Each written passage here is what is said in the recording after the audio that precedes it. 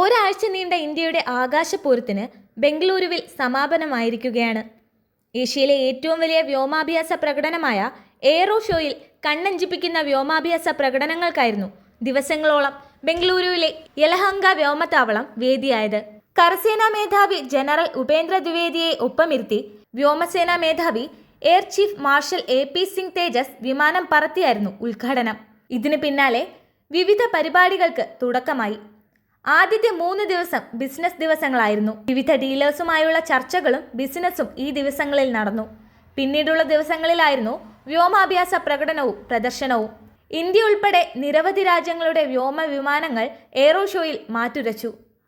വിവിധ രാജ്യങ്ങളിലെ വ്യോമസേനകളുടെ അഭ്യാസ പ്രകടനം കാണാൻ ലക്ഷക്കണക്കിന് ആളുകളാണ് യലഹങ്കയിൽ എത്തിയത്. ഇതിനു പുറമെ വിദേശത്ത് നിന്നുള്ള മന്ത്രിമാർ, നയതന്ത്ര പ്രതിനിധികൾ, സൈനികർ, വ്യവസായികൾ എന്നിങ്ങനെയുള്ളവരും എത്തിയിരുന്നു. ഇത്രയേറെ തിരക്കുണ്ടായിട്ടും ഇവിടെ എത്തിയവരിൽ ആർക്കും യാതൊരു അലോസരവും ഉണ്ടായില്ല എന്നതാണ് പ്രത്യേകത. അത്രയേറെ മികച്ചതായിരുന്നു ഷോയുടെ സംഘാടനം. ആസൂത്രണത്തിലും നടത്തിപ്പിലും വ്യക്തമായ പദ്ധതി ഉണ്ടായിരുന്നുവെന്നത് എയ്റോ ഷോയിൽ എത്തിയവർക്ക് ആദ്യ ദിനം തന്നെ വ്യക്തമായി. ഇതിന് പിന്നിൽ പ്രവർത്തിച്ചത് ഒരു മലയാളിയാണ് എന്നതാണ് ഏറെ ശ്രദ്ധേയം.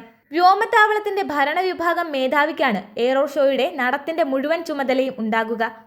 ആസൂത്രണം മുതൽ ഈ ചുമതല അദ്ദേഹം കൃത്യമായി നിർവഹിക്കണം. ഇക്കുറി ഈ ചുമതല ലഭിച്ചത് കാസർഗോഡ് സ്വദേശിക്കാണ്. മുള്ളേരി നിവാസിയായ ഗ്രൂപ്പ് ക്യാപ്റ്റൻ AP രാജേഷാണ് ഇപ്പോൾ വ്യോമത്താവളത്തിന്റെ ഭരണവിഭാഗം മേധാവി. ദിവസങ്ങൾ നീണ്ടു നിൽക്കുന്ന ഈ പരിപാടിക്കായി മാസങ്ങൾ നീണ്ട ആസൂത്രണവും അധ്വാനവും ആവശ്യമാണ്.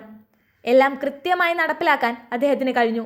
എയ്റോസ്പേസ് കമ്പനികളുടെ സാന്നിധ്യം ഉറപ്പുവരുത്തുക, പ്രതിരോധ രംഗത്തെ പ്രമുഖരെ പങ്കെടുപ്പിക്കുക, വ്യോമ മേഖലയിൽ താല്പര്യമുള്ളവരെ ഷോയിൽ എത്തിക്കുക എന്നിവ ഷോ തുടങ്ങുന്നതിന് മുൻപുള്ള കാര്യങ്ങളാണ്. ഇത് അദ്ദേഹം യാതൊരു തെറ്റോ കുറ്റമോ ഇല്ലാതെ നടപ്പിലാക്കി.